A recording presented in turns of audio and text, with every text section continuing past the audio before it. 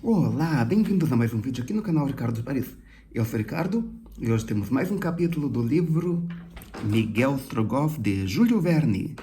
Mas primeiro, curta o vídeo e se for a primeira vez aqui, inscreva-se e acione o sininho para receber as notificações.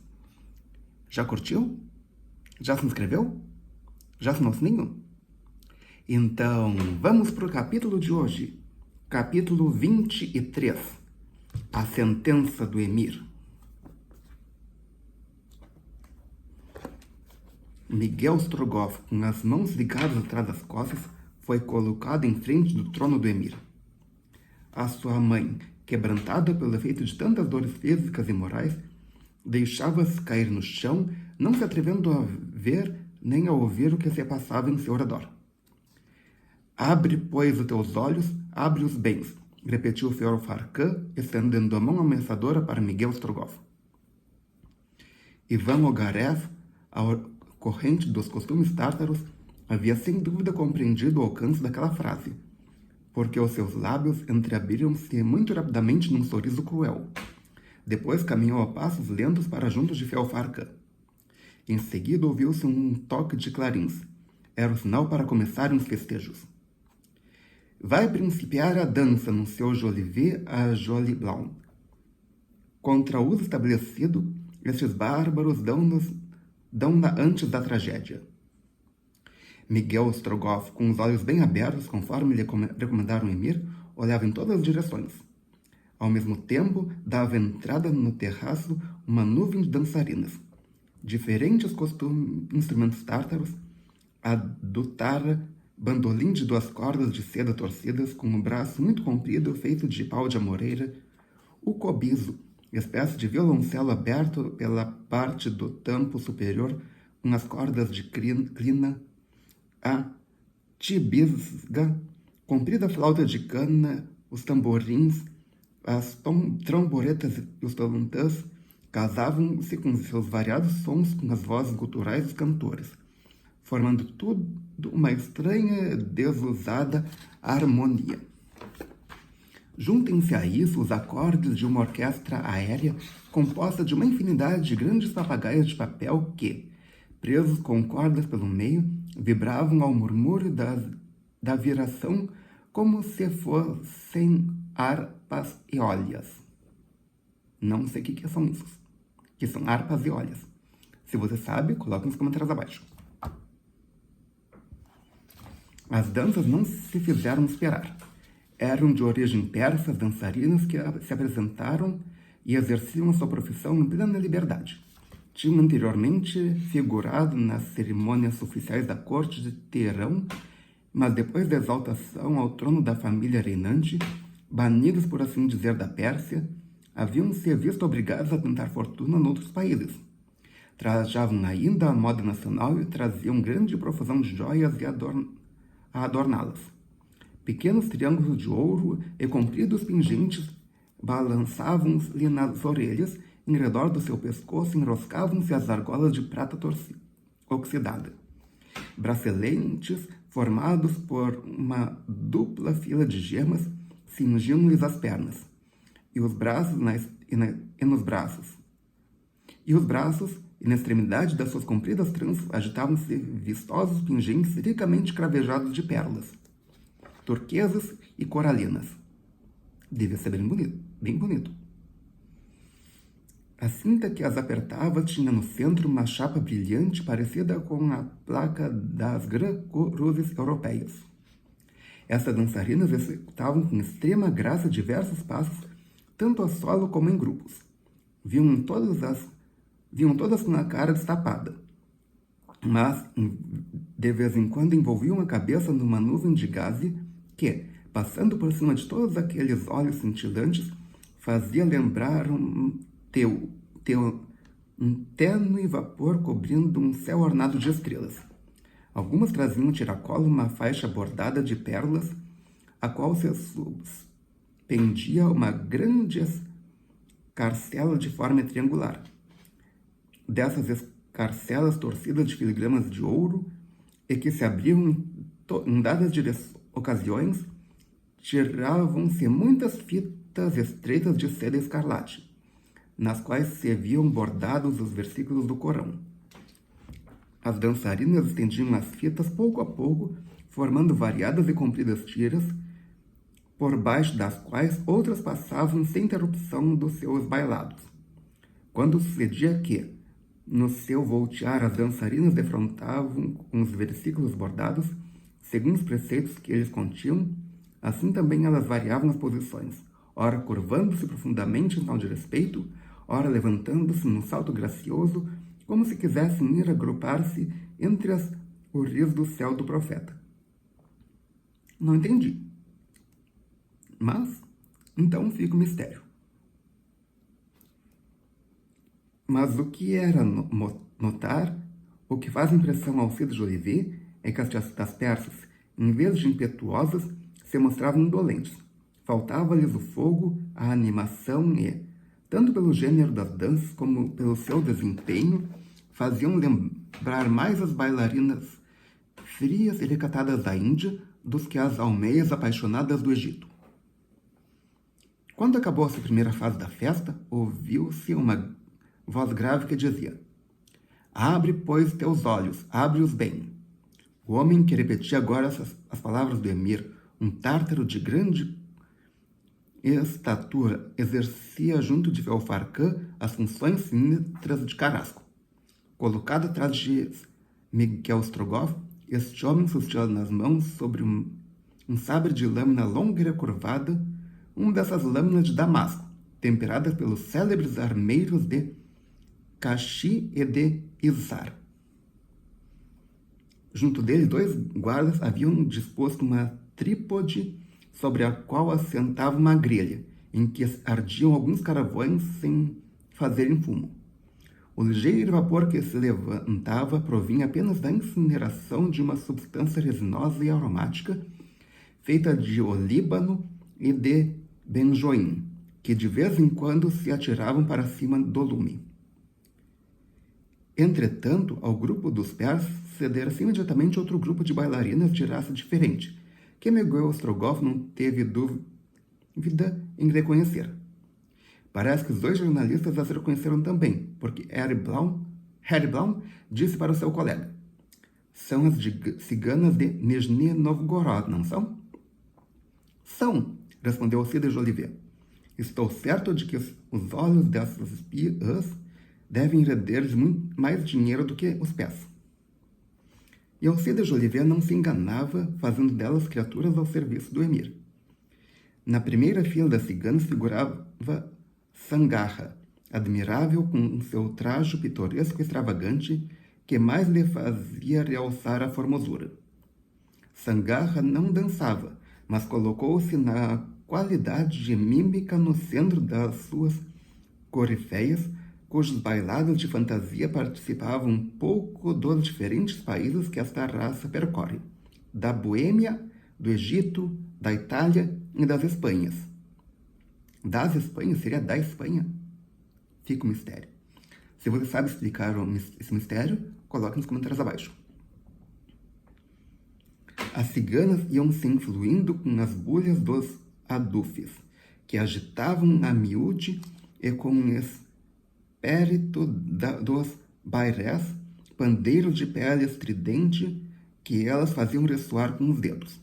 Sangarra, meneando freneticamente o seu dairé, era a primeira a citar este bando de verdadeiras corribantes.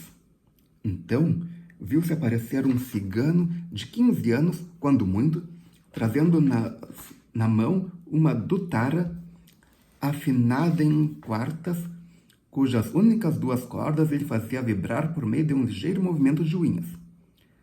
O rapazinho começou a cantar. Durante a primeira estrofe da sua cantiga de um ritmo extravagante, veio colocar-se junto dele uma dançarina que ficou imóvel a escutá-lo. Todas as vezes, porém, que o moço cantor repetiu o estribilho, ela recomeçava a dança interrompida, movendo perto dele o dairé e aturdindo-o com um estrondo das soalhas. O que será soalhas? Fica o mistério. Quando depois o cigano findou a última nota, todas as dançarinas enlaçaram e complementarmente nas 1000 voltas dos grupos caprichosos. Ao mesmo tempo, caía uma chuva de ouro, tanto das mãos do emir e dos seus aliados, como das mãos dos outros dignatários e oficiais. E ao ruído dessas peças de ouro, que iam bater sobre os dúcias das dançarinas, juntavam-se ainda os últimos acordes das dotaras e dos tamborins. Perdulários como bandidos, segregou Cida Jolivet ao ouvido de Harry Blount. E era evidentemente o dinheiro roubado pela invasão que esses bárbaros distribuíam agora às mãos cheias, pois, com os tamãs persas e os sequins tártaros, vinham também de em volta os ducados e os rublos moscovitas. Depois seguiu-se um momento de silêncio, e o Carrasco, pousando a mão sobre o ombro de Miguel Strogoff, preferiu de novo aquelas palavras que, pela sua repetição, se tornaram cada vez mais sinistras. Abre, pois, teus olhos, abre-os bem. Mas desta vez Alcide Jolivet reparou que o verdugo já tinha largado o sabre. Entremanto o sol ia declinando sensivelmente.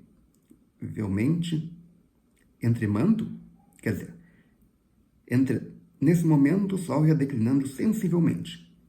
Uma semi-obscuridade começava a envolver os últimos planos da paisagem. A massa de cedros e pinheiros cada vez se tornava mais indecisa, e as águas do Tom começavam gradualmente a confundir-se com as brumas. Não tardaria que as sombras descessem sobre o próprio terraço, onde a festa corria animadíssima. Se não tivesse iluminação por tochas ou coisa parecida, a festa ia terminar. Ou continuar no escuro, não sei. Vamos descobrir. Ao mesmo tempo, viram-se entrar diferentes grupos de escravos trazendo archotes na mão. Tá aí a explicação. Conduzidas por cigarra, as dançarinas ciganas e persas reapareceram em frente ao trono de Feofar, fazendo sobressair os seus bailados de diferentes gêneros. Os instrumentos da orquestra tártara figuraram novamente num concerto selvagem, acompanhado pelos gritos guturais das cantoras.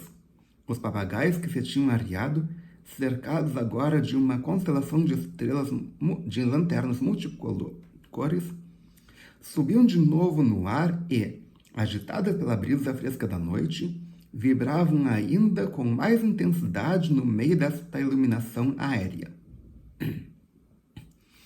Depois veio juntar-se às danças cada vez mais animadas um esquadrão de tártaros com seus uniformes de guerra, que logo começaram uma fantasia equestre de um efeito caprichoso. A fantasia, nesse caso, a fantasia é um divertimento equestre e militar usado pelos árabes, que consiste em precipitar o cavalo a todo galope, parar com ele de repente, ou fazer-lhe dar voltas circulares, tudo isso acompanhado de sucessivos tiros de espingarda. Deve ser um efeito interessante. Nunca vi coisa parecida. Se você já viu, coloque nos comentários qual foi sua impressão sobre o assunto. Estes guerreiros manejavam simultaneamente o sabre e umas pistolas de cano comprido, ao passo que repetiam todos os movimentos da fantasia equestre, atroavam os ares com as detonações estropiosas das suas armas de fogo que formavam verdadeiros contrastes ao lado das dutaras, dos tamborins e dos dairés. As pistolas carregadas à moda chinesa, com pólvora colorida, por meio de um ingrediente metálico, vomitavam longos jatos de cores vermelhas, verde e azul, parecendo que todos estes grupos de homens e mulheres se moviam vertiginosamente no meio de um fogo de artifício. E você sabia que com óxido de metais misturado a pólvora que fazia fogo colorido? Se não sabia, coloca nos comentários aqui embaixo. Esta parte do festejo tinha alguns pontos de contato com a cibística dos antigos. Esta dança militar, talvez legada pela tradição aos povos da Ásia Central, em que os corifeus manobravam por entre pontos de espada e punhais. A cibística, porém, dos tártaros tornava-se mais extravagante ainda pelos fogos de cor que se penteavam em redor das dançarinas, iluminando-lhes de toques cintilantes a lantejola dos saiotes. Era como um caleidoscópio resplandecente, cujas combinações variavam infinitamente à medida que as dançarinas se moviam.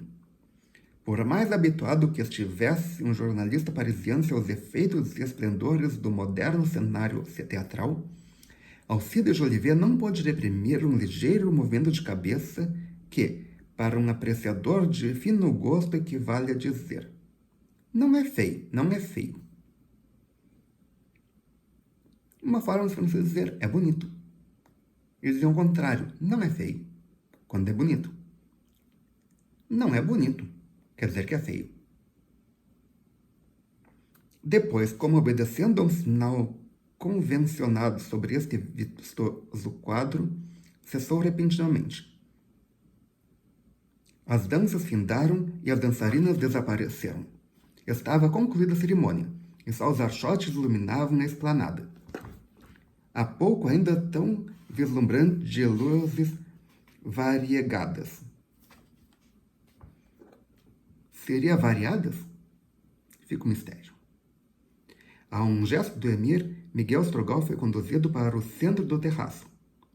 Meu caro Blount, perguntou Alcide Jolivet, tem muito empenho em ver o fim de tudo isso? Nenhum, respondeu Harry Blount. Os leitores do Daily Telegraph não suspiram de certo pelos pormenores de um suplício tártara. Tanto meu amigo como sua prima. Pobre rapaz, acrescentou Alcide Jolivet, olhando com mágoa para Miguel Strogoff. Era digno de melhor sorte.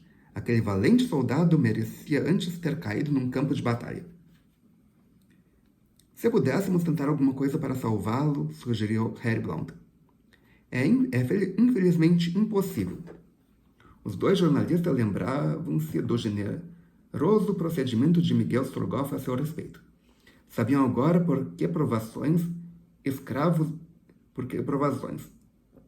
do dever devia ter passado e, vendo em poder dos tártaros, incapaz de se comoverem por qualquer sentimento de compaixão, reconheciam a dificuldade de poderem ser prestáveis. Não querendo, porém, presenciar o suplício que estava reservado àquele infeliz, retiraram-se imediatamente para Tomsk. Uma hora depois, seguiam ambos a estrada para Irkutsk, levados por 2 vigorosos cavalos com a intenção de se reunirem aos russos. Tinham resolvido continuar na campanha destes o movimento militar a que Alcide Jolivet, por antecipação, dava o nome de Campanha da Desforra. Entretanto, Miguel Strogoff conservava-se de pé, lançando um olhar altivo ao emir e um olhar cheio de desprezo a Ivan Ogarev. Estava preparado para morrer e, contudo, inutilmente se lhe poderiam notar nas feições o mais pequeno vislumbre de fraqueza. Os espectadores que permaneciam em redor do terraço, bem como o Estado-Maior de Felfarcan, para quem seu suplício representava apenas um novo atrativo, esperavam o momento em que se efetuasse a execução. Depois de saciada esta bárbara curiosidade, toda aquela turba de selvagens iria mergulhar nas ondas da embriaguez. Será que ele ia ser executado? Vamos descobrir. Eu acho que não, porque a história continua. Mas, quem sabe? Pode ser que não. Vamos descobrir. O emir fez outro gesto. Miguel Strogoff, levado pelos guardas até junto de seu trono, ouviu-lhe pronunciar as seguintes palavras em língua tártaro. Vieste para ver, espião russo. Não tornarás mais a ver. Os teus olhos vão ser fechados para sempre à luz que alumia a terra. Não era de morte, mas de cegueira a sentença que faria Miguel Strogoff. Era a perder da vista. Mais terrível, talvez, que a perda da vida. O infeliz estava condenado a ficar cego. Todavia, Miguel Strogoff não sucumbiu ao ouvir a sentença que o fulminava. Deixou-se ficar impassível, com os olhos muito abertos, como se quisesse concentrar a vida inteira no seu derradeiro olhar. Implorar a proteção desses homens ferozes era inútil e impróprio da coragem de Miguel Strogoff. Nem por momentos pensou em tal. Os seus únicos pensamentos concentravam-se na missão que lhe fora confiada, agora irremediavelmente perdida, na desventurada mãe e na formosa Nádia, entre queridos que nunca mais tornaria a ver. Contudo, não denunciou sequer a impressão dolorosa e profunda que tão cruéis e pungentes recordações lhe causavam. Lembrou-se depois que, apesar da sua precária situação, um movimento de vingança lhe dominava todo ainda o ser, e voltando-se para Miguel Ivan Ogarev, bradou-lhe com voz grave e ameaçadora: sobre ti, que vendeste a pátria como infame, sobre ti, que juntas a traição à vilania, caia prenúncio da justiça do céu, a derradeira ameaça de meus olhos. Ivan Ogarev encolheu os ombros. Porém, Miguel Strogoff tinha se enganado. Não era olhar para Ivan Ogarev que os seus olhos deixariam de ver a luz. Maria Strogoff acabava de se erguer a curta distância do filho. Minha mãe, exclamou Miguel Strogoff. Oh, sim, sim, para ti que deve ser meu supremo olhar. Para ti, minha mãe, e não para aquele miserável. Conserve-te aí, bem defronte do teu filho. Que eu a veja ainda teu rosto amantíssimo, que os meus olhos se fechem para sempre, contemplando ainda os teus olhos. A velha siberiana dirigia-se para o filho sem proferir uma palavra. Arredem daqui essa bruxa, gritou Ivan Ogarev. 2 soldados vieram empurrar para trás a desditosa Marfa. Ela recuou, mas, conservando-se de pé a poucos passos de Miguel Strogoff. O algoz apareceu neste momento. Agora trazia na mão o sabre que acabara de tirar de cima da grelha, onde ardiam os carvões perfumados. Iam cegar Miguel Strogoff, erguendo o desumano costume tártaro, passando-lhe por diante dos olhos uma lâmpada candente. Miguel Strogoff não procurou resistir. Para quê? Se a luta seria estéril, restava-lhe só contemplar pela última vez a figura impassível da mãe, e como ele a devorava anteriormente com o olhar. Toda a sua vida lhe estava concentrada naquela contemplação final. Marfa Strogoff, com os olhos parecendo saltarem das órbitas, com os braços estendidos numa postura aflitiva, tinha ainda força para se conservar diante do filho. Ao mesmo tempo, a lâmina brandida pelo carrasco executava fatalmente a sentença do Emir. Sentiu-se um agudíssimo grito de dor. A velha Marfa rolou desamparada sobre a terra. Miguel Strogoff estava cego. Cumprida a estas suas ordens, o Emir retirou-se com toda a corte. No lugar do suplício, ficaram apenas Ivan Ogarev acompanhado pelos escravos que seguravam os archotes. O infame queria insultar a sua vítima. O aplicar-lhe depois do verdugo ainda algum outro tormento? Ivan Ogarev aproximou-se lentamente de Miguel Strogoff. Este, sentindo-o mover-se, pusera-se em guarda por instinto. Ivan Ogarev, tirando da algibeira o ofício imperial, abriu-o e, por uma suprema ironia, colocou-o diante daqueles olhos que já não podiam ler. Lê agora, disse ele com escárnio. Lê, Miguel Strogoff, e trata de ir levar a Irkutsk as notícias que acabo de te mostrar. Daqui por diante, eu, Ivan Ogarev, é que sou o verdadeiro correio do czar. Dito isso, o infame tornou a dobrar o ofício e meteu-o no peito. Depois retirou-se sem olhar para trás, seguido dos escravos com archotes. Miguel Strogoff ficou só, poucos passos diante da mãe, que jazia no chão desfalecida. Moribunda, talvez. Ouviam-se ao longe os gritos e os cantares, todo o estrépito confuso de uma orgia ruidosa. Tomsk, iluminada, esplendia como se fosse uma cidade em noite de festa. Miguel Strogoff aplicou o ouvido. A esplanada estava deserta e silenciosa. Tateando o terreno, dirigiu-se então para onde a mãe lhe tinha caído. Encontrando-a por fim, inclinou-se respeitosamente sobre ela, deu-lhe um beijo prolongado e pôs-se a escutar as palpitações do coração. Depois dir-se-ia que ele estivera a falar em segredo. A velha Marfa ainda viveria ainda? Estaria acaso ouvindo o que o filho lhe dizia? Seja como for, a sua postura continuou a ser a mesma. Miguel Strogoff tornou a beijar-lhe o rosto e os cabelos brancos. Em seguida, levantou-se e, começando a mover os pés como para guiar no meio das sombras, foi assim caminhando devagar até o extremo limite da esplanada. De repente apareceu Nádia.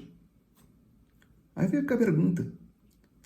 Ele disse alguma coisa para a mãe. O que será que ele disse? Fica um mistério. A corajosa menina seguiu direto para Miguel Strogoff. Um punhal que ele trazia oculto servia-lhe para cortar as cordas que pendiam os braços de seu companheiro. Este, agora cego, não podia saber quem o soltava, porque Nádia conservava-se calada. Mas logo que acabou de desprender, disse: Meu irmão. Nádia, balbuciou Miguel Strogoff. És tu, Nádia? Cala-te, meu irmão, comentou Nádia. Roubaram-te a luz dos olhos, aqui tem, porém, os meus para te servirem de guia. Anda, Miguel, vem daí. Agora hei de ser eu quem te conduzirá a Irkutsk. E por hoje é só. Se você gostou, clique em curtir. Adicione esse vídeo aos favoritos, compartilhe com seus amigos, traga pelo menos um inscrito para o canal. E coloquem também nos comentários o que você achou dessa sentença. Exagerada, ou muito leve, o que foi? O que for. Qualquer coisa que pode comentar, ok? Obrigado pela presença, obrigado pela audiência. Até amanhã com mais um vídeo e até logo!